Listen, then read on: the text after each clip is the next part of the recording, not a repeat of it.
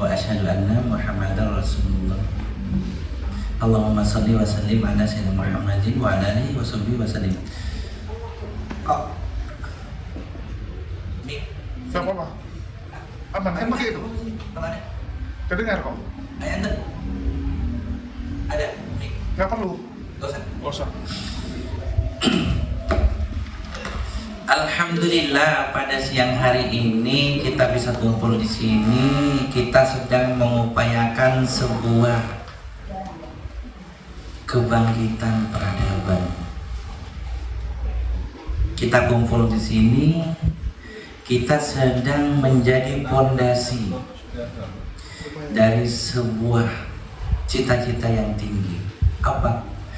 Kebangkitan peradaban Islam yang rahmatan lil alamin, yang berguna untuk bangsa negara kita, juga untuk seluruh alam. Ingat, Muslim itu jangan cuma bermanfaat untuk diri dewe, tetapi untuk seluruh alam, gitu kan ya.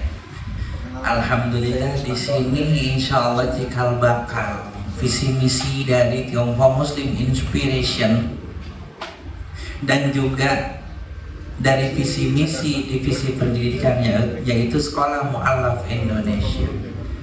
Ini nggak bisa dipisahkan TMI dengan SMI, pisahnya di divisi, tapi sebenarnya kita satu, Bhinneka Tunggal Ika, bukan Trinitas G. Nah, alhamdulillah ini siswi Sekolah Mu'allaf Indonesia. Dan jangan dibayangkan siswi itu masih imut-imut gitu. Santri dari Sekolah Mu'allaf Indonesia, jangan dipikir imut-imut, karena kita sudah dewasa. Walaupun masih yang ada baby face, tapi kebanyakan mommy face. Gitu.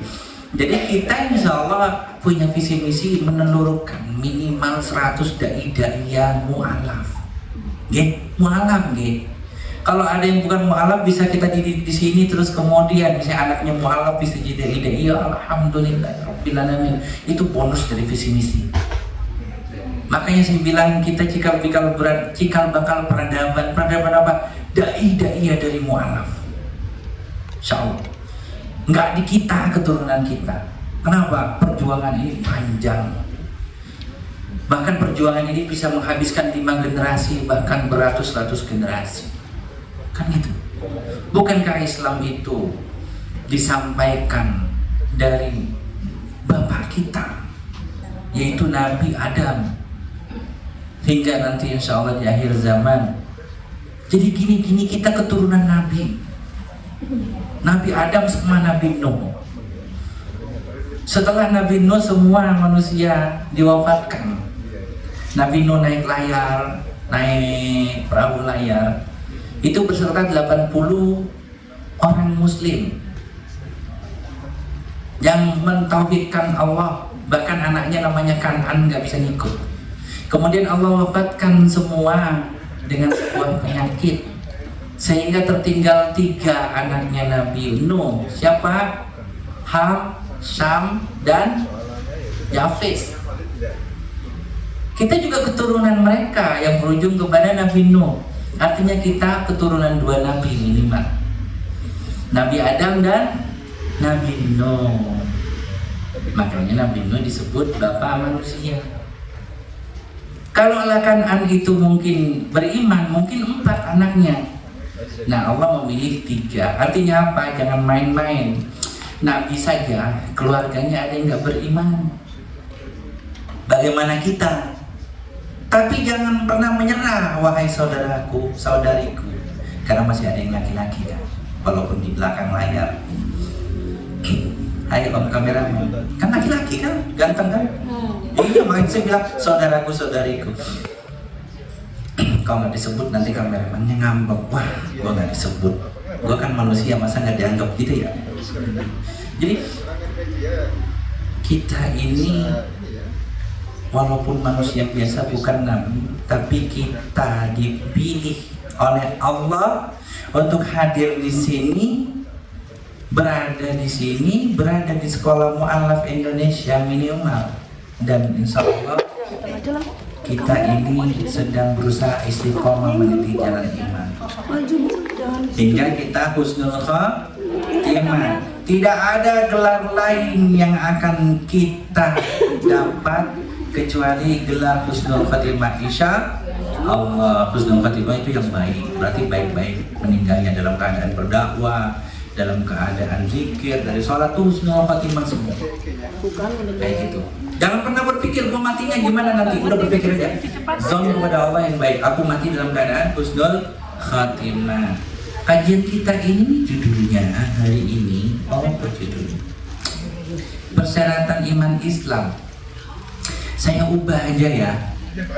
Jadi kalau yang materi-materi biar nanti ustadz-ustazah yang kita kasih amanah untuk ngajarin fikih yang membahas.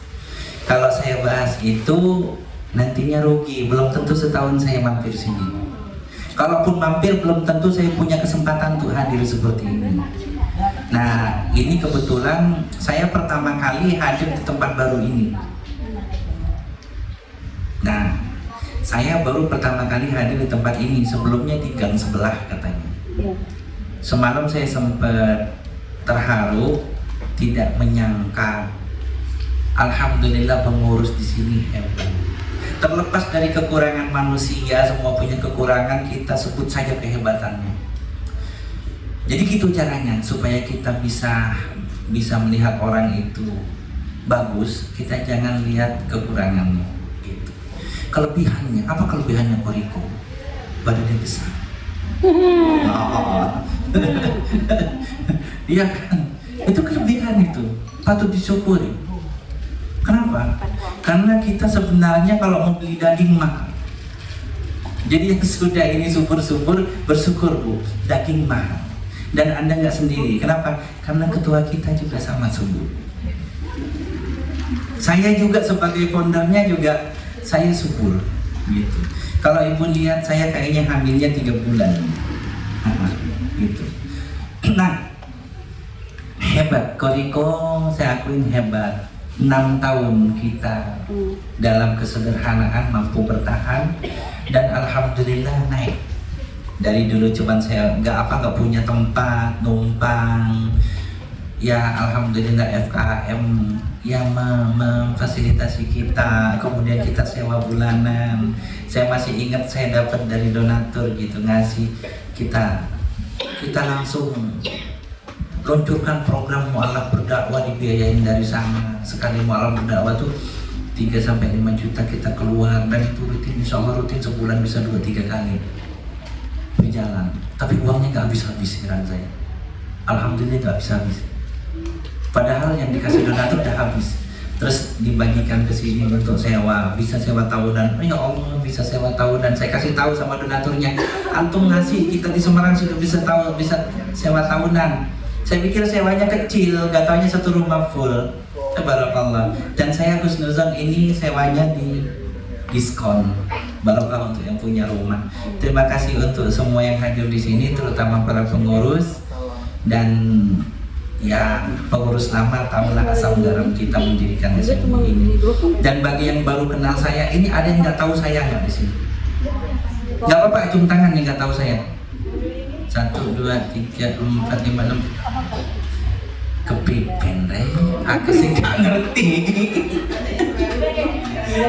Alhamdulillah, sekarang siswanya sudah lebih 100. Dari awal itu cuma 1-2, kemudian jadi 30, jadi 40, jadi 80, sekarang 150. Alhamdulillah.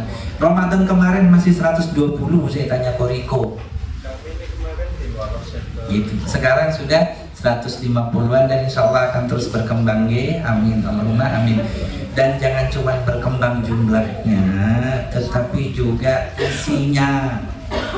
Imannya tambah kuat, ilmunya tambah, apalagi berat badannya tambah mau? Oh nggak mau. Udah diet, didoain gemuk katanya. Daging mahal loh Bu. Oh gitu, daging sapi mau tapi? Oh gitu. Kalau badannya nambah daging nggak mau? Oh, nggak mau. Alhamdulillah saudaraku yang ada di YouTube, kalau Anda berpendapat mu'alaf itu rata-rata muda, jadi nggak semua, memang banyak yang muda, tetapi juga ada yang sudah dewasa dan bahkan ada yang lebih senior dari saya. Itu kata halus dari lebih sepuh dari saya.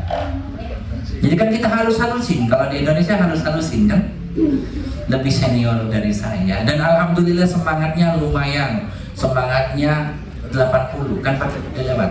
Sekarang kan ulang Milad Indonesia yang ke-80, jadi semangat 80 udah ngelewatin semangat 45 gitu. Jadi alhamdulillah semangat yang luar biasa. Dan wallahi saya kaget semalam ada alat bantu jalan di sini dan ternyata catat baik-baik, belajar tidak terbatas waktu. Bahkan siswi kita ada yang berjalannya dibantu alat bantu jalan, artinya sudah senior kayak gitu. Dan insya Allah dengan adanya sekolah mu'alaf Indonesia ini, kita semua akan jadi mukallaf. Dan ngomong-ngomong, waktu saya kan sampai jam 3 ya santai. Materi yang ada, saya diamanahi persyaratan iman Islam yang termasuk rukun iman kali ya. Yang ngasih judul siapa? Saya belum nyambung kemana ini. Jadi kalau persyaratan iman Islam itu termasuk rukun iman itu, percaya pada Allah, malaikat dan segala macam. Saya nggak bahas itu deh. Jadi intinya itu adalah fondasi. Rukun Islam, rukun iman itu fondasi. Rukun iman percaya pada Allah, malaikat, kitab, rasul, dan qada gitu ya. Kalau yang rukun Islam itu sholat, puasa, zakat, ya. Terus apa lagi? Syahadat atau syahadat yang pertama. Terus naik haji jika mampu kan gitu kan ya. Puasa juga kalau tidak punya penyakit Kalau punya penyakit ada uzur bisa diganti. Nah, ganti dengan fidyah bisa diganti. Kayak gitu. Saya nggak bisa ngeluarin fidyah Ustaz, berarti antum nggak usah di fidyah ngeluarin fidyah, tapi antum dikasih zakat berarti. Kalau nggak bisa ngeluarin fidyah itu gitu. Jadi Islam tuh fleksibel, enak Islam. Kesannya aja ya, dulu kita waktu masih di Oten, atau Oten orang Kristen. Di sini yang Oten mana? Angkat tangan. Mana? Domba, mantan domba. Katolik. Iya, yang penting Kristen. Kan domba. Semua dong. Yang Buddha. Oh, nggak masuk. Yang Hindu? Nggak ada. Konghucu? Berarti semua mantan hotel. Saya berada di para orang-orang mantan pemakan babi. Bagaimana rasanya babi, Mas Igan? Aduh, salah nanya gue. Leker. Aduh. Piye Jal, aku salah nanya Jal. Di sini mantan pemangsa babi semua. Aduh. Ya kalau kita dulu masih di Oten ya, ngerasain di Islam apa-apaan sih? Daging enak dilarang, daging enak dilarang. Terus harus sholat sehari 5 kali, biasa seminggu sekali, biasa cukup. Yang penting berpuluhan lancar gitu, penting berpuluhan lancar, kau diampuni anak-anak Tuhan. Gitu kan? Dia lupa. Jangan. Di sini bukan gereja aja lu. Piye enggak apa-apa. Jadi kayak gitu, yang penting perpuluhan lancar untuk saya diampuni gitu. Nah, iya. Jadi di sini kita ternyata harus ngeluarin zakat, walau nilainya lebih kecil 2,5 kita, tapi sholatnya 5 kali sehari, bukan 5 hari sekali atau seminggu sekali. Kita juga harus puasa ada aturannya, dan puasa di Islam itu cantik. Begitu ada sinaran melengkung, itu kita masih ada yang boleh makan atau sudah berhenti makan. Itu namanya fajar kasib atau imsak. Ada semburat melengkung bagai buntut singa, kayak gitu. Nah itu kita masih ada yang membolehkan giginya untuk makan. Tetapi ketika garis putih di atas garis hitam, artinya matahari mulai terbit sejajar, itu sudah terbit waktunya subuh, kita berhenti makan. Aturannya luar biasa, menggunakan keindahan alam.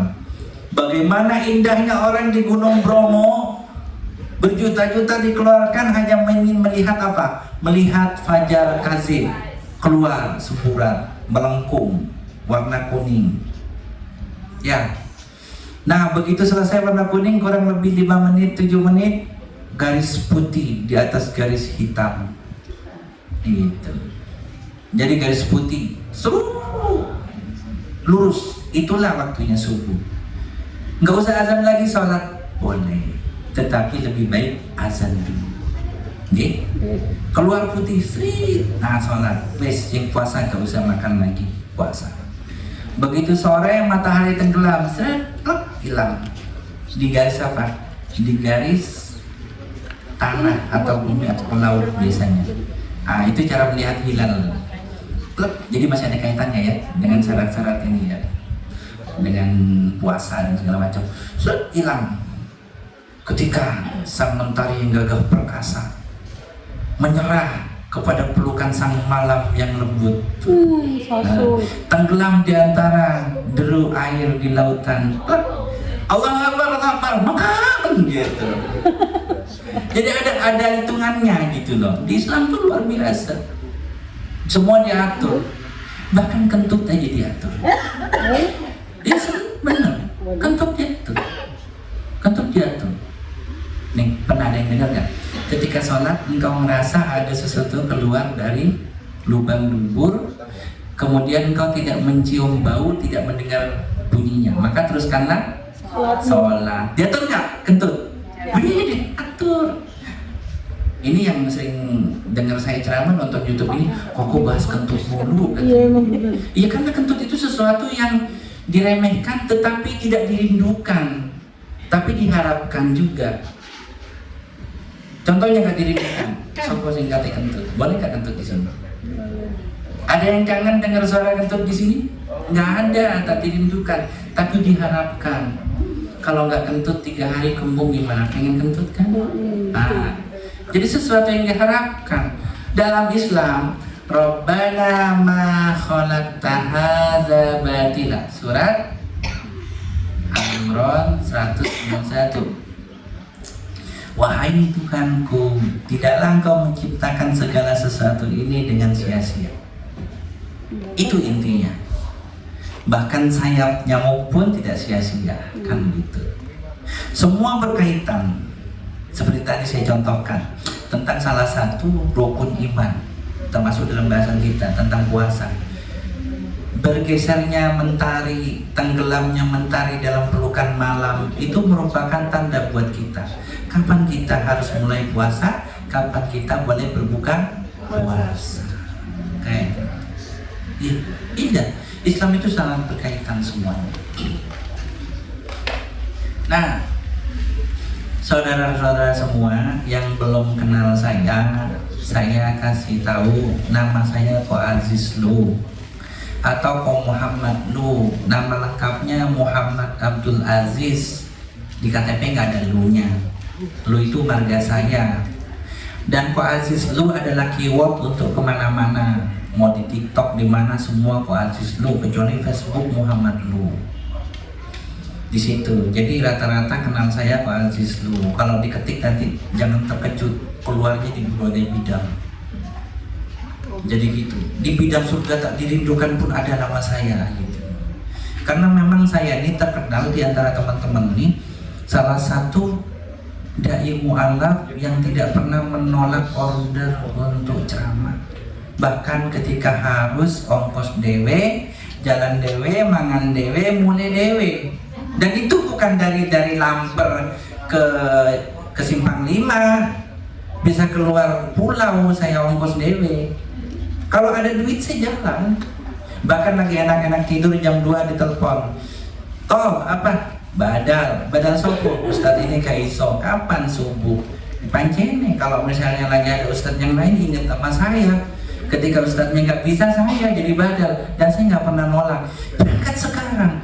Yuk acaranya subuh, sampean mau jalan jam berapa? Sekarang, aku sih kelonan. Kita lapor. Mandi dulu, mandi. Enggak, kebetulan hari ini nggak junub. Jadi langsung jalan. Istri kaget, mau kemana, Bi? Badal. Kenapa? Biasa. Ustadznya nggak datang ya? Iya, ustadznya nggak datang. Jadi kami badal gitu. Ya udah badal jalan. Kan ustadz itu kalau safari dakwah terkadang delay. Gitu. Jadi kita berasa ketika dakwah ke tempat lain kadang delay. Bukan ustadznya nggak disiplinnya. Saya pernah menceramah begitu datang udah bubar. Padahal saya udah berangkat berapa jam sebelum jam.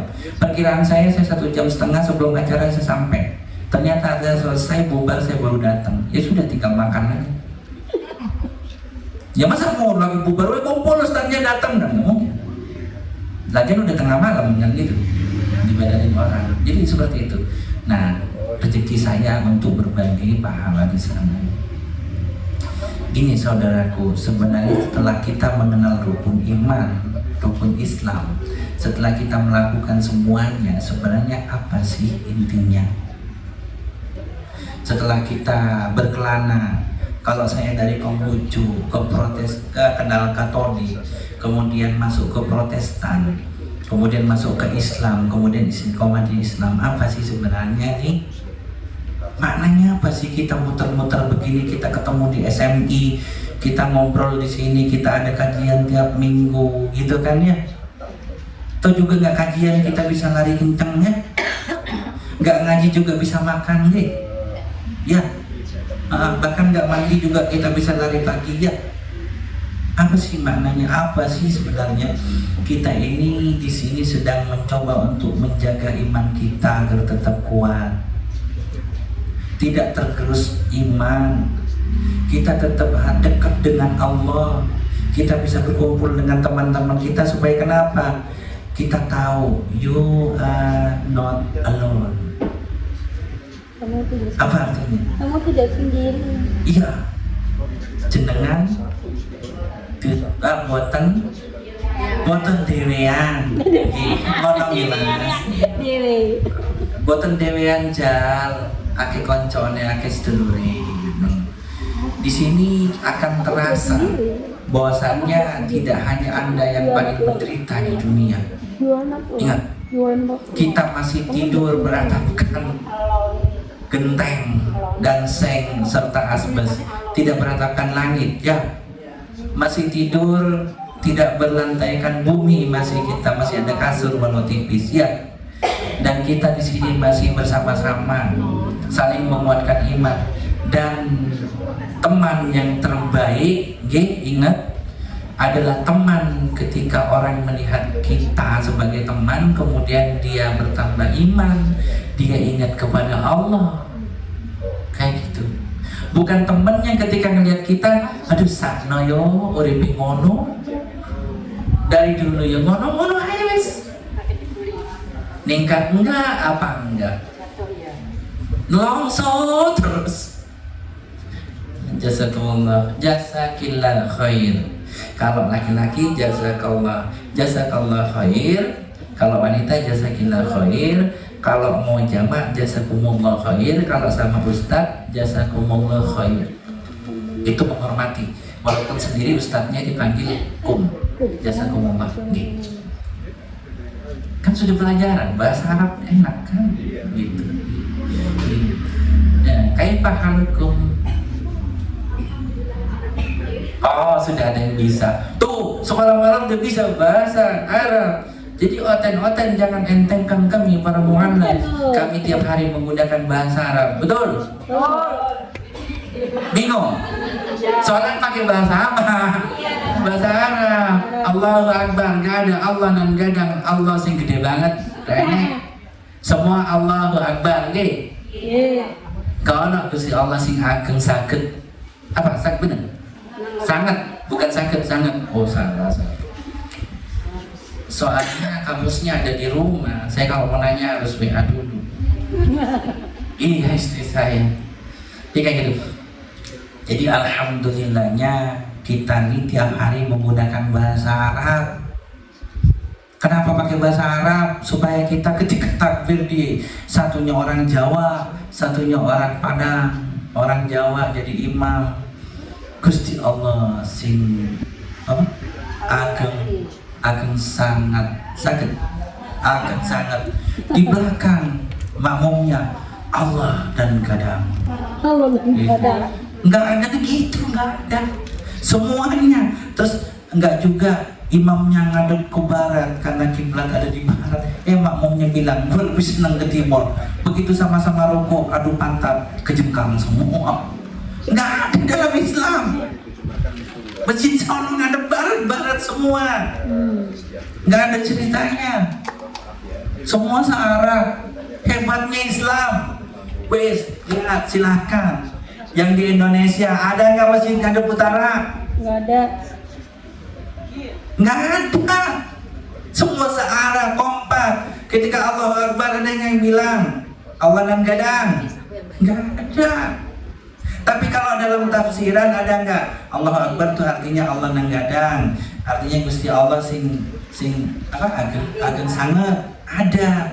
Tapi dalam sholat gak ada kita berbahasa Arab. Kita berada di mana agama itu sangat memuliakan atau bahasa asli dari Nabi pembawanya. Siapa? Nabi Muhammad Sallallahu Alaihi Wasallam. Yang diakui oleh dunia tidaklah ada satu orang pun dalam sejarah dunia yang mampu menandingi kepemimpinannya, kebijaksanaannya, keadilannya, kesopanannya, ketegasannya. Tidak ada. The number one in the world and only one. Gak ada lagi. Bahkan ini diakui oleh orang-orang di luar Islam. Itu diakui. Nabi Muhammad nomor 1. Dan bahasanya bahasa Arab dipakai dalam Al-Quran. Wa qala Rasulullah sallallahu alaihi wasallam, artinya berkata Rasulullah sallallahu alaihi wasallam, uhibbu arabiyyun li salasin. Li'anni arabiyyun wal Qur'anu arabiyyun wa lughatul ahlul jannah arabiyyun. Gitu. Kata Rasulullah, cintai bahasa Arab karena 3 hal.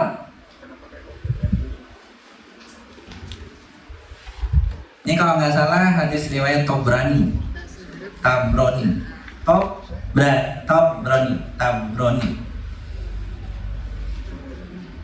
Jadi cintai bahasa Arab karena 3 hal. 1, kata Rasulullah, li'anni arabiyyun. Karena aku Rasulullah orang Arab. Karena kita disuruh mencintai Rasulullah. La yu'minu ahadukum, tidaklah sempurna iman salah satu di antara kalian sebelum kalian mencintaiku melebihi dirinya dan manusia seluruhnya. Gitu. Yang kedua, wal Qur'anu arabiyyun. Bahasa Al-Qur'an bahasanya bahasa Arab. Ini sesuai juga di Injil, bahwasanya Tuhan itu menurunkan kitab itu berdasarkan bahasa kaum dari nabinya. Termasuk jadi Yesus pakai bahasa apa? Aramaik. Iya. Kenapa perjanjian baru pakai bahasa Romawi? Karena diubah oleh Paulus. Ya, gitu. Terus yang ketiga kata Rasulullah, walughatul ahlul jannah arabiyyun. Bahasanya penduduk surga nanti itu bahasa Arab. Dan insya Allah kita semoga termasuk dalam ahlul surga. Amin. Allahumma amin. Insya Allah gitu. Terus nih, kenapa pakai bahasa? Allah dari zaman dulu tidak pernah menurunkan kitab suci di luar bahasa Nabi yang menerimanya. Catat baik-baik. Tidak pernah menurunkan kitab suci kepada Nabi kecuali menggunakan bahasa kaum Nabi itu. Artinya bahasa yang dipakai oleh Nabi itu. Catat baik-baik. Kayak gitu. Termasuk Nabi Muhammad, kita bicara Nabi Muhammad saja, yaitu orang Arab pakai bahasa Arab. Nabi yang turunnya dalam bahasa Ibrani, maka kitab sucinya berbahasa Ibrani. Bahkan jangankan itu, orang Konghucu pun menggunakan bahasa Cina. Tetap ada agama Konghucu tuh, tetap ada itu kitabnya bahasa Cina. Kayak gitu. Satu-satunya yang kitab sucinya tidak menyerahkan teks aslinya adalah Bible. Pernah menemukan Bible ada bahasa Romawi atau Aramaiknya? Perjanjian lama bahasa apa? Bahasa Aramaik. Bahasa sono. Bahasa Palestina, suku Palestina. Pernah perjanjian lama kalian melihat ada bahasanya? Bahasanya bahasa apa? Bahasa Indonesia. Sekian tahun sekali direvisi. Perjanjian baru katanya bahasa apa? Bahasa Romawi. Oke lah, kita bisa tanya kenapa harus bahasa Romawi. Pernah ngelihat Injil berbahasa Romawi terus baru tafsirannya?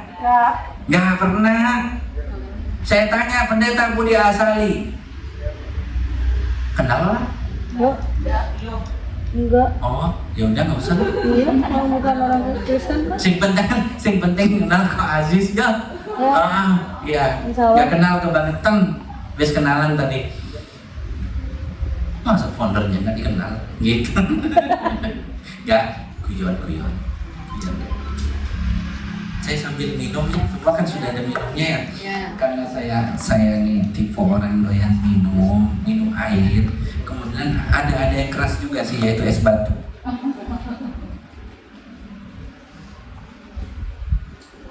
Kebetulan di sini panas. Saya doakan moga-moga kita bisa pasang AC di sini. Amin. Nanti yang lihat YouTube yang mau ngasih AC DM saya. Kenapa? Listriknya harus dinaikin. Udah gitu listrik mingguannya harus dibayarin. Jangan cuma ngasih AC doang ke kami. Bikin nelongso. Dipasang jepret, ngono, sepaket. Kalau amal sepaket usahain. Kok aku cuma punya AC-nya doang? Gak apa-apa wis. Daripada nggak ada, pasang dulu. Nanti hidupinnya lain waktu. Ya kan kamu naikin dulu. Kayak gitu. Nah, jadi yang saya perhatikan tidak ada satu agama di Indonesia ini yang terutama di Indonesia yang tidak menyertakan teks asli bahasa kitabnya itu kecuali orang Kristen, yaitu Bible. Apa beda Bible dengan Injil? Beda. Dan jangan sebut Injil lagi, tapi Bible. Okay? Yang mana Bible itu banyak revisi. Ada yang pernah ngalamin bawa Bible ke gereja kemudian beda tulisannya? Ada yang pernah? Berarti kalian beli Bible mulu ya? Rajin gitu dong. Rajin. Jadi selama jadi orang Kristen, Bible ganti mulu. Kalau revisi nggak ganti? Enggak tahu ada revisi. Itu aja. Oh, berarti masuk dibeli. Tapi pernah? Udah Bible-nya ganti yang ini, beli lagi? Enggak, adanya juga buku nyanyian yang baru. Oh, berarti saya yang ngalaminnya. Kalian nggak pelajari ya? Saya ngalamin, begitu bawa Bible terbitan tahun 80-an. Saya ke gereja tahun 90, begitu saya baca Bible, baca apa itu? Bible. Itu ada bedanya, sekarang ada revisi. Akhirnya saya suruh baca Bible punya teman, harus beli lagi gitu. Ada revisi. Ini enggak berapa. Ada yang merhatiin nggak? Kalender sekarang bukan kebangkitan Isa Al-Masih, tapi kebangkitan Yesus Kristus. Ada yang merhatiin? Ada yang merhatiin? Zaman kita kecil apa? Kebangkitan Isa Al-Masih. Itu gerejanya di ujung. Gereja Isa Al-Masih. Gua foto tadi. Sekarang jadi siapa? Yesus Kristus, kebangkitan Yesus Kristus. Dulu Isa Al-Masih. Revisi, terus revisi. Satu-satunya yang revisi adalah Al-Quran. Ada sebuah ungkapan begini. seandainya ada orang dari tahun pertama Islam turun kemudian hidup pada zaman ini, orang Arab sana nggak kesulitan untuk berbicara dan komunikasi. Kenapa? Bahasa Arab itu tidak mengalami perubahan signifikan. Ini saya tanya, sini banyak orang Jawa. 1000 tahun lalu nenek moyang kita berbahasa Arab, berbahasa Jawa, nggih? Seandainya mereka hidup sekarang, yakin ngerti? Enggak. Saya sudah buktiin, enggak. Saya kebetulan ngebuktiin pernah ngerukyah satu keluarga yang masuk leluhurnya katanya, maksudnya ya jin dari zaman berapa ratus tahun lalu. Saya kan ngerti bahasa Jawa, tapi nggak bisa ngomong, cuma ngerti. Saya nggak ngomong, kok saya nggak ngerti? Saya pikir, saya panggil anaknya, dia ngomong apa? Kan lagi dirukyah nih, biasa, jinnya bangkit. Katanya dia mau pulang kemana? Kan saya nggak tahu, ngomong lagi, ditanya mau pulang kemana? Pakai bahasa, pokoknya saya udah nggak ngerti. Kalau bahasa Kromo Inggil masih ngerti saya, walaupun nggak bisa ngomong. Dia mau pulang ke hutan. Saya bilang, lu jangan macam-macam lu. Masa gua anterin ke hutan saya gitu. Kata dia, enggak, bisa pulang sendiri katanya. Nah habis terjemahin gitu, baru saya ingat. Ini pakai bahasa Jawa kuno. Saya pakai bahasa Jawa dan istri saya bahasa Jawa Kromo Inggil sekarang. Kromo Inggil bisa istri saya. Istri saya nggak ngerti. Nggak ngerti istri saya, orang Jawa. Nah, saya baru ngeh, kenapa anaknya bisa terjemahin? Saya lihat anaknya lari, takut dirukyah. Anaknya juga sama anaknya. Di situ terbukti berapa ratus tahun yang lalu itu bahasanya berbeda. Makanya ada penelitian yang bilang bahasa Quran tidak pernah berubah, itu bahasa induk. Makanya kita kenal sejarah Rasulullah pernah ditaruh di suku pedalaman ketika masih kecil. Yang nyusuin siapa? Halimatus Sa'diyah, dibawa ke desa. Supaya kenapa? Belajar bahasa pokok, bahasa Arab yang murni. Kayak gitu. Kok sekarang perkembangan bahasa Arab sudah banyak bahasa Arab gaul, tetapi orang yang ngerti bahasa Arab itu masih bisa berbahasa Arab yang murni seperti Al-Quran. Makanya dibilang, seandainya ada sahabat Nabi misalnya hidup pada zaman ini datang ke Indonesia, jangan ke Arab ya, bangkit kemudian datang ke Indonesia. Kalau masalah bangkit ingat Yesus pasti. Jangan bohong, ya enggak? Ingat Yesus kan? Mantan penyembah Yesus semua. Kok kalau ada yang sujud tabok kok, saya bukan Yesus kok. Gondrong doang saya. Jadi jangan nyembah saya ya, saya bukan Yesus gitu. Dulu kan nyembah Yesus kan? Iya. Dulu nyembah Yesus. Yang kompak, jangan malu-malu. Dulu nyembah Yesus. Sekarang nyembah siapa? Allah Tuhannya Yesus. Gitu. Jadi dikatakan jangankan datang ke Arab, datang ke Indonesia kan gitu ya. Man anta? Ana sahabat min Rasulullah sallallahu alaihi wasallam. Misalnya panggil Pak Ustadz yang ada di masjid, ngobrol. Bisa insya Allah. Peneliti bahasa itu mengatakan seperti itu, saking hebatnya bahasa Arab.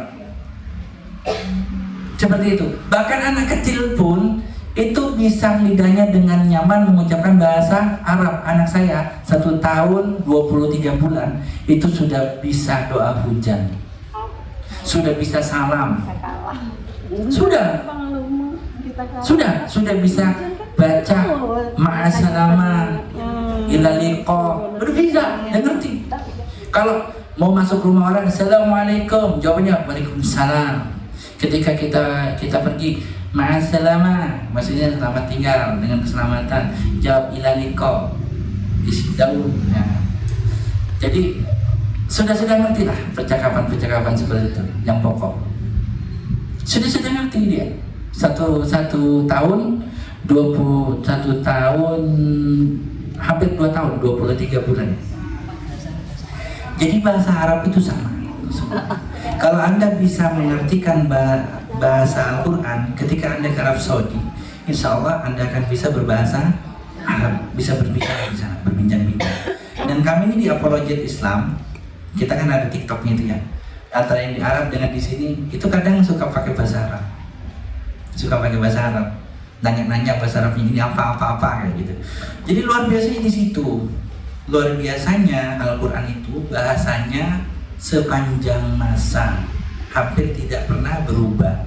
Kalaupun berubah bahasa Arab pasaran, dan mereka masih menggunakan bahasa Arab pokok. Ingat itu, masih menggunakan bahasa Arab pokok. Kayak gitu.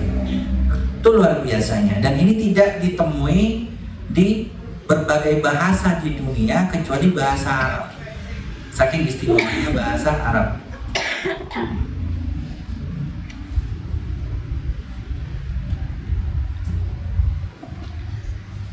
Apa lagi yang mau dibahas? Nah, sekarang saya akan lebih menekankan bagaimana sih cara kita supaya istiqomah dalam keimanan Islam ini. Ya, karena ini berguna untuk para mu'alaf. Pertama, dekatkan diri kita kepada Al-Quran dan Al-Hadis. Satu. Kenapa harus dekat kepada Al-Quran dan Al-Hadis? Karena semua aturan kehidupan atau syariat Islam ada di sana. Termasuk cara kentut, cara wudhu, cara mandi. Ingat loh ya, mandi gak sembarangan. Anda salah mandi bisa stroke. Tak kasih tahu. Anda salah mandi bisa gagal nafas, gagal jantung. Jadi kalau punya anak marah jangan disiram ya. Gagal jantung sama gagal nafas. Hati-hati. Nek gak percaya tes kondisi sehat, tapi begitu pagi bangun tidur langsung kuyup, gak bisa nafas. Kan gitu kan? Ya kan? Nah, caranya dalam Islam apa? Cuci tangan dulu. Cuci dulu tangan, basahi rambut dulu, baru wudhu. Kurang lebihnya seperti itu. Terus gimana? Saya ini aja deh kok, wudhu dulu aja langsung, ya sudah nggak apa-apa, minimal wudhu. Kalau buru-buru wudhu secepatnya, tunggu dulu ya 1-10 detik baru mandi, bujur pelan-pelan. Diatur nggak dalam Islam? Diatur. Nah, kalau wudhu nanti begitu kita cuci-cuci di sela-sela kan batal, nggak boleh nyentuh sela-sela yang khusus itu, yang istimewa kan? Kayak gitu. Ya wudhu lagi. Terus apa fungsinya wudhu di awal? Kita suci dulu, bersih dulu. Setelah bersih dibersihkan lagi, terus dibersihkan lagi. Tambah bersih nggak? Tambah bersih. Itu udah teori. Lebih segar. Yang bersih apanya? Fisiknya bersih, batinnya pun bersih. Sebab hadas itu berkenaan dengan sesuatu yang goib, artinya yang batin-batin. Seperti itu. Karena orang marah pun disuruh berwudu supaya sabar. Marah kelihatan enggak? Enggak, goib, berhubungan dengan batin kan? Saya bicara batin karena sini banyak orang Jawa, langsung nyambung ya. Jadi berhubungan dengan batin, kepuasan batin, ketenangan batin. Ketika berwudu, kita akan lebih tenang. Ketika ingat Allah, kita akan lebih tenang. Nah, seperti itu. Dekatkan diri kepada Al-Quran dan Al-Hadis. Kedua, datangin majelis taklim. Majelis taklim.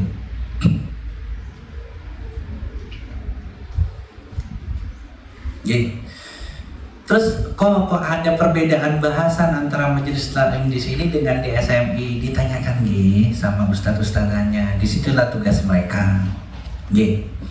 Terus selain itu juga perbanyak baca buku-buku Islam dengan catatan ya. Dengan catatan jangan sembarangan. Kenali penulisnya. Dengan catatan kenali penulisnya. Tidak cukup kalian hanya di SMI sini, nggak cukup. Salah satu keunggulan saya dibanding yang lain, saya sering baca. Saya tuh kalau ke masjid ada perpustakaannya, saya cari buku-buku yang ada. Disitulah saya kemudian tahu tafsir dari Buya Hamka ketika membahas surat Ar-Rahman tentang bertemunya dua laut yang ada pembatas. Itu tidak disebutkan di laut mana, artinya belum ditemukan pada waktu Buya Hamka menulis tafsir di penjara. Beliau kan di penjara nulisnya. Nah, baru ditemukan setelah beliau rampung menulis tafsirnya. Kayak gitu. Saya baca di situ. Nah, setelah baca, kalau ada yang nggak ngerti ditanyakan sama ustadz-ustazanya. Kita sudah sediakan antunna di sini semua, sudah enak. Kita sediakan ustadz-ustazah yang mumpuni, tapi bukan ustazah mumpuni. Mahal datangnya jauh. Jadi kita datangkan yang mumpuni di sini, yang dekat-dekat sini, insya Allah. Kita selalu gunakan ustadz dan ustazah lokal. Kenapa? Supaya lebih terkontrol. Kalau ustadz dari luar, dia nggak ngerti kehidupan di sini dan juga pasti menempuh jalannya jauh. Kayak gitu. Ingat sekali lagi, kalau jauh itu bukan dari sini ke Simpang 5, bukan Lamper Simpang 5, bisa ke Lampung, ke Jakarta, gitu, ke Medan, kan gitu. Ya sesekali boleh lah, kayak Kodondi kemarin ke sini, gitu. Oh, iya. Senang ketemu Kodondi? Senang. Senang. Oh gitu, iya. Tapi senang mana dengan ketemu saya? Sama-sama.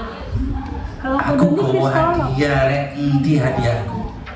Kalau Kodondi Hadiah saya mana? Kresek-kresek, minta tolong ituin semua. di meja itu Al-Quran. Di situ semua. Ya. Kecuali yang tadi harus, ini jatah sumber mancing, masih kurang nih. Ini dalam perjalanan saya galang, alhamdulillah dapat 55 Al-Quran, 56. Dengan tadi masuk satu lagi. Ini masuk. Kalau Kodondi itu Saya bawa hadiah. kalau Nah.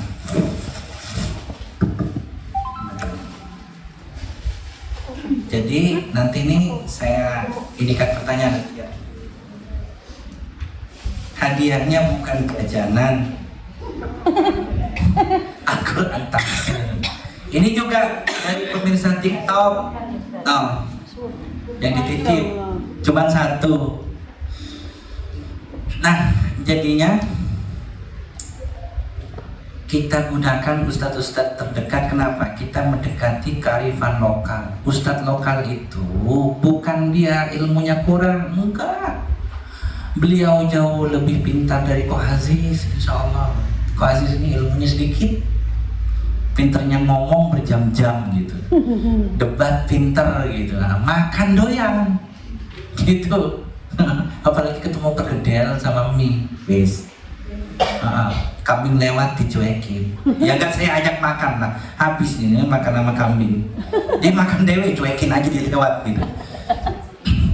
Nah, mereka ngerti, ustadz-ustadz lokal tuh ngerti kearifan lokal, apa sing gak boleh disebut, apa sing kudu dikedepankan, bagaimana keseharian di sini. Misal nih, di sini pagi-pagi biasanya makannya nasi pecel, yuk.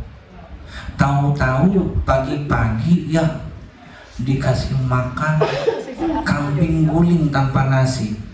Pulang-pulang momet kafe. Momet bukan darah tinggi apa? Biasanya makannya energinya sedikit. Ini makan daging kambing pula, kan harus dicerna ekstra sama badan. Jadi panasnya kita itu karena mencerna, bukan karena darah tinggi. Saya darah tinggi, bisa sampai 227. Waduh. Saya tuh di terapi di Masjid Jogokarian, terapisnya sampai berulang-ulang. Alat saya rusak. Iya. Sampai dia pegang badan saya, dia nggak mau. Saya nyerah, katanya. Udah biasa aja. Satu-satunya orang yang bisa ngurut saya sampai tuntas, teman sekolah saya namanya Krishna, ada di Malang. Tuh saya nyerah bener. Habis diterapi sama beliau, diurut, saya diam, nggak bangun. Kenapa? Baru kali ini dari ujung kaki sampai ujung rambut tuh kena semua. Gambarannya gini, kalau ngurut suami pakai apa, Bu? Jempol. Nggak tahu, nggak punya suami kok. Jomblo Rek. Jomblo. Yang pengen punya istri kesini ya. Anak jomblo. Wani piro. Kalau maharnya banyak dibagi ya. Dari uang panaiknya ya. Order. Nah, jadi yang biasa ngurut pakai jempol gitu. Ada yang si diinjek kan? Ada yang pernah pakai sikut. Ya. Berapa orang yang ngikut? Enggak. Yang ngikut suaminya itu berapa orang? Satu orang cukup. Selesai habis itu disikut. Yang ngurutnya pakai sikut. Lecet enggak sikutnya? Sakit. Hah? Ngilu. Hah? Pakai sikut. Saya tuh kalau diurut itu pakai sikut, dan yang ngikut itu bisa 3-4 orang, dan biasanya ada yang lecet. Kalau itu atus. Makanya yang di Joko Karyan wis aku jalan katanya. Nyerah katanya. Matos. Gerah mulu. Teman bulat saya udah 4 kintal. Oh iya. Saya kalau didadak sama anjing tuh, saudara punya anjing. Go. Saya datangin, saya duduk depannya. Jing. Saya bilang, saya ngadep sini dah. Jing. Kamu depan. Ya, Jing.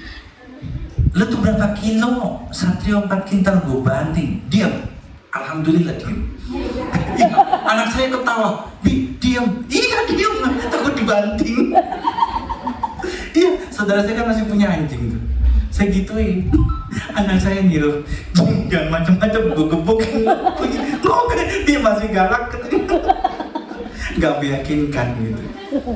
Jadi ternyata diketak kayak gitu. Jadi saya kalau diurut itu disikut. Seperti itu. Tekanan darah saya bisa 217. Waktu di Joko Karyan itu 170 lebih. Saya capek. Apalagi kalau saya kena asap rokok itu tinggi biasanya. Saya kan kalau asap rokok sakitnya 2-3 hari. Kayak gitu. Nggak bisa saya kena asap rokok. Nggak boleh ada. Nah gitu. Terus, tetapi walaupun darah saya tinggi, saya tuh mampu makan daging kambing itu bisa sekali makan 1,5 2 kilo. Hah? Ya, tapi yang ada tulangnya, rusuknya. Maksudnya kambing itu kan bisa diukur. Kalau kambing 12 kilo hidup, itu cuma 30% dagingnya. Itu lengket seluruh. Itu separuh potong sajikan ke saya. Insya Allah habis. Nggak masalah. Jadi berupa sate atau berupa gulai gitu. Kalau gulai pakai santan saya separuh. Nah, itu bisa habis saya separuh. Dimakan iseng duduk, ya jangan bilang 5 menit, berjam-jam lah sambil duduk. Yang awal sudah dicerna, yang ini baru masuk. Santai, makan santai. Dan itu jarang saya lakukan, kecuali di Idul Kurban. Kalau Idul Kurban saya beli kambing kecil 1, saya potong untuk hidangan. 1 saya potong. Ini teman-teman banyak yang tahu kok. Kalau saya lagi Idul Kurban, saya potong 1 kambing, saya kulet. Itu untuk panitia. Nah di situ bisa saya makan banyak di situ. Itu nggak masalah. Nggak darah tinggi, emang panas, badan panas.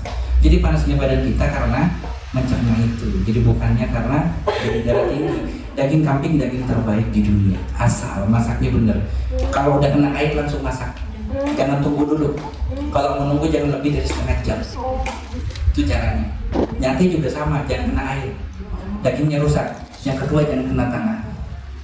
Tahu kenapa kalau kena tanah? Kotor. Tadi sampai mana? Oh iya, baca buku. Terus Islam. Yang selanjutnya itu nomor berapa? 3. Yang selanjutnya, jika kita punya salah, maka kita mu'aqobah. Mu'aqobah itu menghukum diri. Ketika kita bermaksiat atau punya salah, kita menghukum diri. Misal, di sini ibu-ibu semua agak asik bercandanya. Saya laki bercandanya beda sama perempuan. Ya, misalnya ibu sengaja ya, misalnya nggak datang pengajian tanpa uzur, maka hukum diri pengajian besok saya harus sudah membaca satu buku sebagai iko atau hukuman karena saya sengaja gak datang minggu ini. Jadi minggu besok saya nggak ketinggalan ilmu, walaupun ilmunya beda dengan yang disampaikan di sini. Itu muakobah namanya. Kayak gitu. Agak susah saya kalau ngomong ibu-ibu, soalnya saya laki-laki. Jadi yang itu terus muraqabah, mendekatkan diri kepada Allah.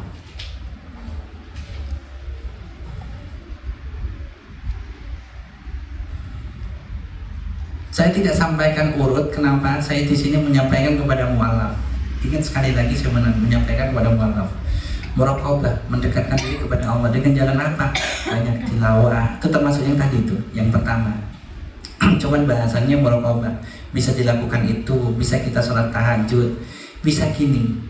Sahabat Nabi itu masuk surga punya amalan khusus. Bilal sering wudu, kemudian sholat wudu. Terus Abdurrahman bin Auf sering ngasih hartanya, gitu. Ya kan? Terus Ali nggak pernah melihat kelamin. Iya, punya sendiri yang nggak dilihat. Makanya sebut karomallahu wajah yang terjaga. Dia nggak ngelihat. Kalau kita kan seneng dia di pasangan maksudnya, kan seneng gitu. Kan ini sudah dewasa semua, kan tadi yang belum nikah satu, anggap saja sudah dewasa. Banyak. Yang belum nikah banyak. Gadis. Gadis satu. Saya nanya gadis. Enggak. Ibu-ibu. Benar. Ibu-ibu, kalau janda itu udah pengalaman dan ngerti yang saya omongin. Nggih, pura-pura. Jadi kayak gitu. Jadi kelebihannya tuh ada saja gitu. Seperti Abu Bakar. Nih ada satu kelebihan mencolok antara Abu Bakar dengan Umar. Abu Bakar kalau Rasulullah bilang iya, A, dia A, B, B. Salah satu contoh begini. Ketika Abu Bakar tawaf, dia lihat Hajar Aswad dicium sama Rasulullah. Dicium, pergi. Apa yang dilakukan Rasulullah diikuti, gak nanya. Umar bin Khattab datang tawaf, depannya Hajar Aswad ngomel. Hajar Aswad, walau kamu batu dari surga, kalau aku tak melihat Rasulullah menciummu, aku takkan cium. Baru dicium, baru pergi. Luar biasa. Makanya Abu Bakar As-Siddiq. Nah, salah satu muraqabah adalah kita melakukan amalan-amalan yang ringan, ingat ringan, tetapi itu istiqomah. Misal tahajud, sholat duha. Oh saya bisanya cuma ini kok, sehari ngasih 1.000, ya wes. Jangan 10 hari 1.000 ya. Itu lebih baik 10 sehari 1.000 daripada 10 hari 10.000. 10 hari sekali 10.000 gitu. Itu tetap baikkan sehari 1.000. Itu istiqomah namanya. Sudah muhasabah selanjutnya. Apa muhasabah? Muhasabah itu kayak Ki Ageng Panahan. Kalau kata Ustadz Salim Abdillah, panahan itu artinya bukan memanah tapi memikir, merenung. Kita menghitung-hitung dosa pahala kita. Jangan kita ngerasa gua udah paling top, banyak pahala gua, jangan.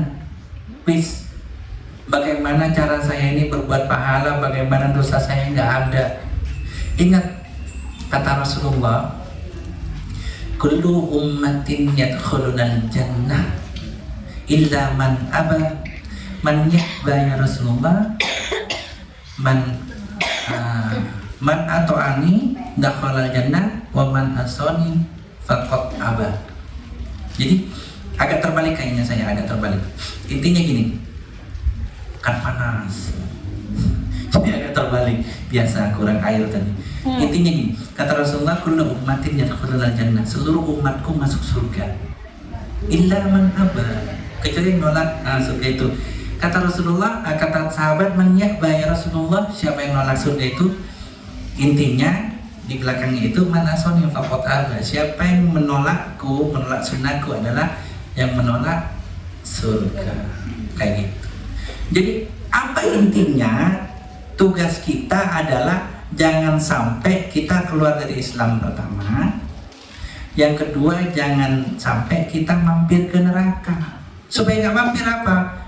Dosa kita harus lebih kecil daripada pahala kita. Pahala kita harus lebih banyak. Kayak gitu. Kayak gitu. Terus mujahadah.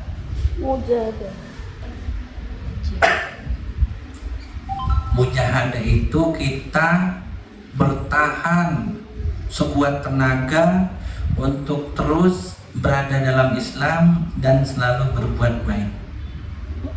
Cepetan nggak? Berjuang. Kita selalu berusaha untuk berjuang di jalan Allah dan terus bertahan di jalan Allah sampai kita wafat dengan segala kemampuan yang ada. Nah, pakai bahasa sendiri aja, nggak apa-apa. Kayak gitu. Saya ini pembendaharaan kata-kata banyak, jadi kalau kadang berbicara itu suka ada tambahan lagi. Berjuang jalan. Tapi intinya sama. Kayak gitu. Intinya sungguh-sungguh lah di sana gitu. Jadi sebagian itulah kurang lebih itu dilakukan. Yang terakhir masih ada sih yang lain, cuman untuk saya kasih itu yang terakhir. Bertemanlah dengan orang-orang soleh. Nah, gitu. Kenapa? Kata Rasulullah, ketika mau lihat agama seseorang, lihatlah temannya. Dan teman terbaik adalah pasangan. Iya dong. Benar. Tanya istri saya kalau kesini, Ko Aziz suka nongkrong nggak? Enggak. Ko Aziz di mana? Kalau nggak di kamar, di kandang. Kandang domba. Kandang kuda, kandang ayam, kandang bebek. Kandang domba. Tapi ngajak anak gitu, selalu dengan keluarga. Kenapa? Karena Ko Aziz sering jalan. Nih, besok insya Allah ketemu di Salatiga kan? Malam jangan ditemuin Salatiga, bisa jadi dari Solo. Kayak gitu. Besok ketemu yang di Solo, malamnya bisa jadi sudah di Jakarta atau Tangerang. Bisa jadi besokannya sudah di Cipanas. Kan saya bilang tahu-tahu di telepon. Sebab kemarin di perjalanan juga saya disuruh ke Ciputa. Cuman belum berhasil ngobrol. Kenapa? Karena saya sibuk. Selama perjalanan juga selain tidur, terus nemenin supir supaya nggak ngantuk gitu. Dan juga saya harus komunikasi dengan yang lain, jadi nggak bisa teleponan berisik. Jadi kayak gitu. Jadi lebih banyak itu di rumah, ngabisin waktu dengan anak-anak dan istri. Istrinya I-nya nggak satu. Dua. Istri. Satu kan isper atau iswan. Dua kan istu. Ya, dah istri tahu ya. Ya sudah. Kayak gitu. Jadi saya main dengan mereka, bercanda. Kadang saya dengan istri itu tarik-tarikan gitu kan, tangannya pada berbulu ya. Walau perempuan saya nggak punya bulu, laki-laki nggak punya rambut tuh. Jadi kadang saya tarik tuh dulu tangannya tuh, rambutnya saya tarik. Bercanda kayak anak kecil. Kadang tahu-tahu hidungnya saya tarik, saya sumpel kayak gitu hidungnya, bercanda. Tapi nggak sampai berdarah, sumpel doang. Bercanda kayak anak kecil. Kenapa? Karena saya sering jalan dengan anak-anak juga sama gitu anak-anak. Jadi kalau saya pokok udah masuk kamar dengan istri, dengan anak, udah bercanda kayak gitu. Terus di halaman, di kandang bercanda. Saya lebih senang itu dengan istri. Sebab kenapa? Dia adalah teman hidup. Kata Haji Oma Irama apa? Istri yang sejati itu teman dari hidup hingga mati hingga hidup lagi. Adunya mata wa khairu mata al-mar'atus salihah. Hadis juga itu. Kok Aziz kalau ngomong gak pernah pakai dalil? Pakai, cuman kadang saya pakai bahasa Indonesia gitu loh. Dunia itu adalah perhiasan, dan sebaik-baik perhiasan adalah wanita soleha, istri soleha. Wanita soleha sebenarnya sih. Maksudnya wanita soleha yang dijadikan istri itu sebaik perhiasan. Kayak gitu. Itu kata-katanya ke umum, wanita yang soleha. Cuman kalau untuk laki-laki berarti istri kayak gitu. Baik. Paham? Insyaallah lagi? Paham? Insyaallah paham. Dan Sekarang kita buka sesi tanya jawab deh. Ustaz saya udah datang belum? Mau marah ya? Oke, kita buka sesi tanya jawab sampai Ustaz datang. Dan bisa nggak nanti minta izin yang mau diwawancara tetap diwawancara, boleh nih di luar nggak apa-apa. Ada pertanyaan? Saya dulu deh yang nanya ya. Ya. Aduh.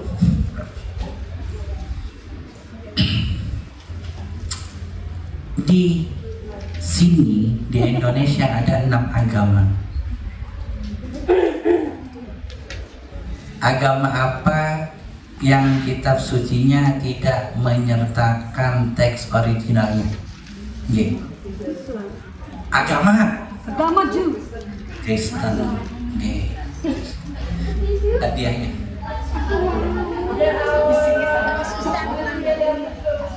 Sama-sama. Karena ini pertanyaan penting terhadap semua. Kenapa? Karena kita berasal dari domba-domba Domba yang yang hilang. tersesat, bukan Bani Israel, Domba-domba yang hilang. Bani Jawi, Bani Cino, gitu. Pertanyaan kedua. Belum ditanya. Jangan mentang-mentang baca Bible ya. Kemudian dia berkata-kata dalam hati, terus ditulis kata-katanya. Hebat banget bisa baca hati gitu. Yang gitu. Kan bahasa Roh Kudus. Oh, pertanyaannya. Ini dari teman-teman di Malang ini. Teman-teman sedekah Quran di Malang. Pertanyaan. Masih ternyanyi ya. Bahasa Roh Kudus katanya. Bahasa Roh Kudus, pakai bahasa Roh. Ya itu apa dia? Kok nanya apa? Gak mau. Yang misterius selalu di belakang layar. Bentar saya nanya ini dulu apa? Hadiah dulu. Ini milad SMI yang keberapa? Saya anak. Di sini dulu, boleh enggak? Ibu Ina. Jangan jawab dulu ya sebelum saya tanya. Tinggal satu lagi soalnya. Nanti yang gak kebagian insya Allah nanti ada yang lebih dari Allah insya Allah. Amin.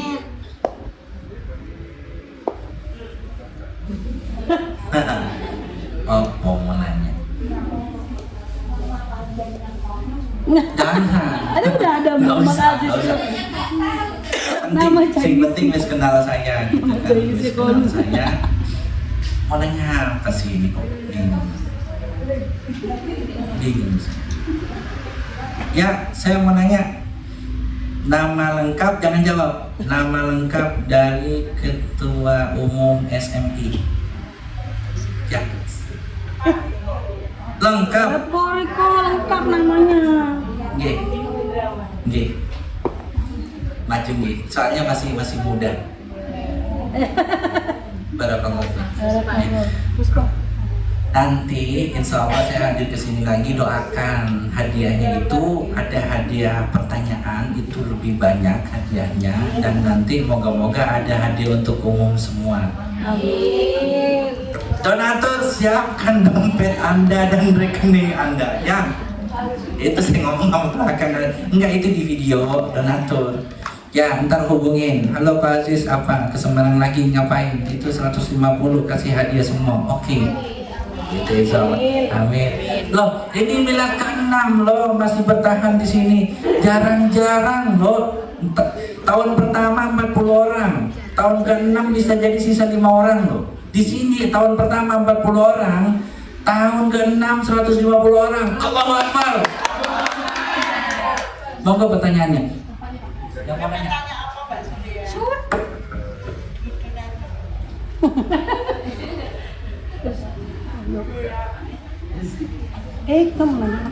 Kamu nanya apa ya? Nanya apa ya? Nanya apa? Asap.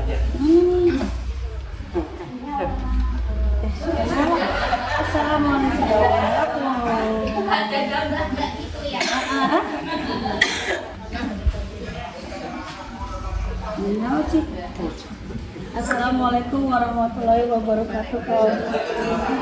Oke, Mik, nama soalnya saya kan banyak gak kenal. Iya, nama saya Suryawati, saya ex dari Katolik. Oh, ya. Mantan domba Katolik ya. Ya, mantan domba yang hilang. Min Bani Jawi. Bukan Bani Israel, Bani apa? Coba. Bani Jakarta. Betawi. Anak Jaksel. Betawi. Anak radar. Betawi beneran. Anak Jaksel, Jakarta Selatan. Anak Iya. radio dalam. Betawi. Iya. Kok bisa di sini, Neng? Rezekinya dikasih Allah di Semarang. Dulunya Katolik, Neng. Dulunya saya Katolik. Seluruh keluarga semua masih Katolik. Ini sendirian di sini. Iya, saya sendirian. Mojang. Single parent. Single parent. Silakan yang mau jadi teman sehatinya hubungin kalau ya. Loh, saya pilihin yang istilah kata ini siswa saya loh, siswanya Koriko loh, SMI. Jangan macem-macem loh. Kalau misalnya mendampingi beliau harus bisa ngajarin, harus bisa jadi bapak yang baik, harus jadi suami yang baik. Jangan sampai begitu masuk Islam malah tambah nggak bisa ngaji. Gitu ya. Insya Allah, guyon. Bercanda. Ya silakan Neng. Pertanyaannya, dari hati aja nih kok mau. Aduh, nggak kuat Ben.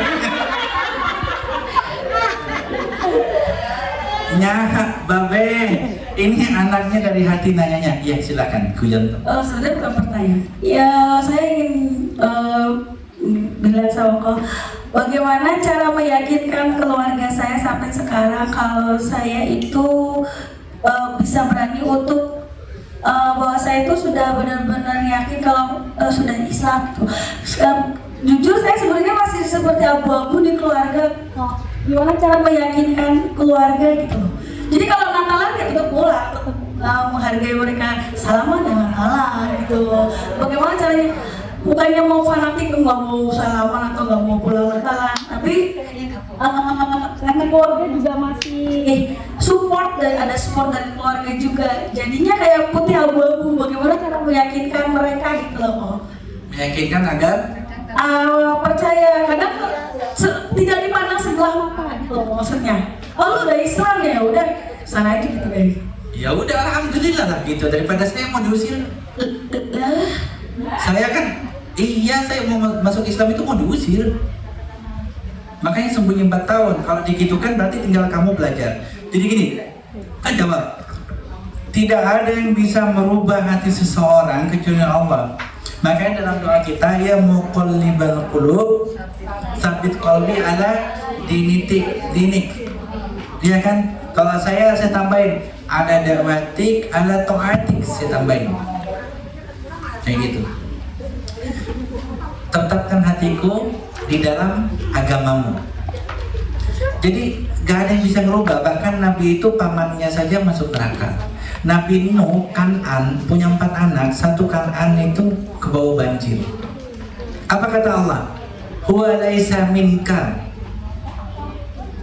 huwa laisa min ahlika. Kata Allah, dia itu bukan dari keluargamu, si Kan'an. Sedangkan 3 iya. Siapa? Yafis, Sam, dan Ham. Dari sanalah kita berasal.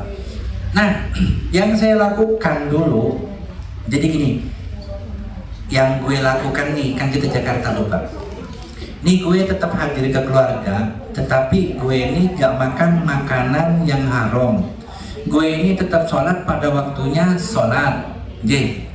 Terus gue ini tetap sopan sama keluarga, walaupun dibully, gue tahan.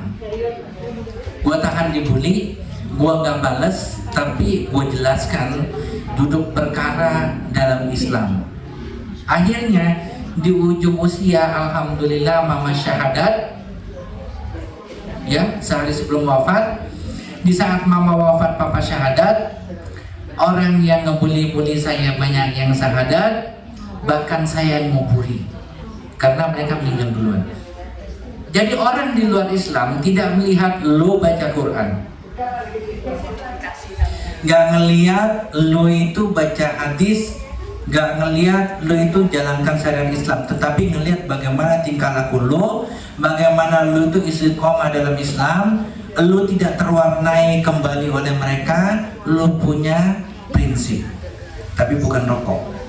Mentang-mentang punya prinsip, bawa rokok. Nih gue punya prinsip, bukan itu.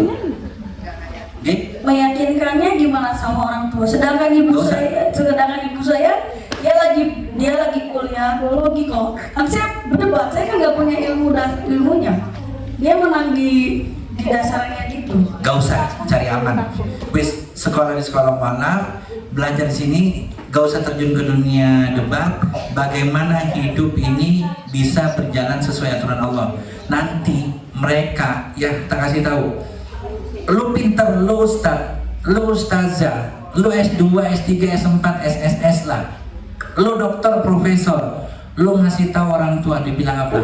Ya, lu anak gua sih ngajarin gua. Tak kasih tahu. Itu konsep. Jangan pernah ajarin orang tua lu. Ini kan saya ngomong sama orang Jakarta kan, pakai bahasa Jakarta kan. Ngerti semua ya? Jangan pernah ajarin orang tua lu. Tapi buktikan di depan orang tua lu bisa jadi orang muslim yang baik, lu bisa cium tangan ke orang tua, bisa ngasih sesuatu ke orang tua, nggak dosain orang tua, dan lu bisa mempunyai daya tarik dalam hal akhlak. Ini semua untuk semua. Ini nggak cuma untuk orang tua, tetapi tetangga dan keluarga. Karena kita semua mualaf, ya kan? Mantan domba semua kan? Domba Bani Jawi, Bani Cino, Bani Medan, Bani Flores. Yang Israel. Ya, cukup. Oke, sekali lagi, ini silakan. Nama. Perkenalkan, nama saya Farida, asli di Jawa Timur. Saya tadinya bekerja di gereja. Anak saya 5. Berdiri, nggak kedengeran. Jadi sinyalnya kayak ini ke tutup. Anak saya 5. Anak saya yang 4 itu lagi sekolah di luar negeri semua. Oh, Masya Allah. Tapi mereka dulu saya iniin ke gereja, jadi mereka jadi Nasrani yang benar-benar kuat. Dulu penari, terus kemudian pengerja semuanya. Saya dulu pelatih drama teaternya JKI Injil Kerajaan. Terus kemudian sekarang ini jadi anak-anak saya itu karena saya ikut Muslim itu menjauhi saya. Ya. Gimana saya bisa merangkul mereka kembali? Oke. Kalau Ustazah datang kasih tahu ya. Jadi ngisi sampai Ustazah datang ini. Udah datang belum Ustazah? Oh, belum. Jangan didoain nggak datang juga. Dua menit itu lanjut sampai jam 5. Enggak, mentang-mentang lagi sharing. Kan mama curhat dong ma gitu. Kalau kesini curhat dong kok gitu. Ya, tapi boleh lagi dikasih jargon sharing dong kok gitu ya. 1, 2, 3. Iya. Oh, jadi koko saya. Kalau saya koko asli gitu kan. Pasti. Gini, doa yang tidak ditolak adalah doa dari seorang ibu kepada anaknya. Itu melebihi doa ustadz kepada muridnya. Ya, nggak usah cari kiai, doain saja. Begitu. Kalau ketemu kiai ya udah minta doain nggak apa-apa. Gitu. Tapi yang penting ibunya yang doain, terutama tengah malam, tangis sama Allah. Kalau dikabul alhamdulillah, nggak dikabul ya sudah. Saya punya temen namanya Mami Ayu. Salam Mak Kimbe. Kayak enak namanya. Ya, Mami Ayu, kisahmu berlaku di sini.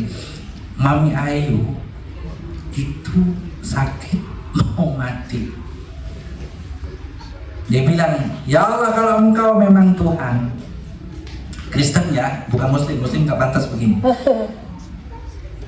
Saya akan masuk Islam. Tapi saya minta satu anak saya. Nah, kemudian dia sakit, dia koma. Begitu bangun, dia minta mie, makan mie. Pertama kali koma minta makan mie. Terus dia bilang, ya Allah kalau engkau emang ada, saya minta satu saja anak saya untuk masuk Islam, ikutin saya. Akhirnya waktu berjalan berapa bulan, anaknya telepon satu, Mami aku mau ikut Mami syahadat. Berapa lama lagi satu lagi telepon, Mami aku mau syahadat juga. Gak berapa lama lagi, Mami aku mau syahadat, tiga-tiga syahadat. Itu teman saya. Oh. Didoakan sama dia. Cuman kalau kita sudah muslim jangan berdoa begitu, tetapi langsung ya Allah, tolong rubah hati anak-anak saya. Dulu saya ngajarin mereka karena tidak kenal Engkau. Sekarang aku kenal Engkau dan doa semoga saya istiqomah di jalanmu dan anak-anakku ngikut. Tiada kebahagiaan ya Allah selain mereka ngikut. Silahkan doakan seperti itu dan bahasa-bahasa lain. Silakan. Kalau mereka mau syahadat, alhamdulillah. Kalau enggak ya sabar ya. Soalnya mama saya 14 tahun itu baru syahadat. Itu pun 1 hari sebelum wafat. Papa saya syahadat depan mayatnya mama. Jadi terkadang doa kita diterima, kadang tidak. Seperti Nabi Nuh itu sampai ditolakkan. Laisa min ahlika, anakmu itu bukan dari keluargamu, bukan anak kandungnya. Dia tidak akan masuk surga, artinya di surga tidak akan bersama denganmu. Seperti itu. Jadi tetap saja berdoa. Ustaz datang? Belum. Itu. Ustaznya Udah. Oh sudah datang. Oke, ini selesai. Insyaallah saya sholat dulu. Pororo. Saya akhiri. Oh belum. Pororo belum. Dengan doa langsung tutup. Belum. Pororo belum. Oh belum. Bukan. Pororo. Sudah. Oke, saya tutup. Assalamualaikum warahmatullahi wabarakatuh. Assalamualaikum warahmatullahi wabarakatuh. Assalamualaikum warahmatullahi wabarakatuh.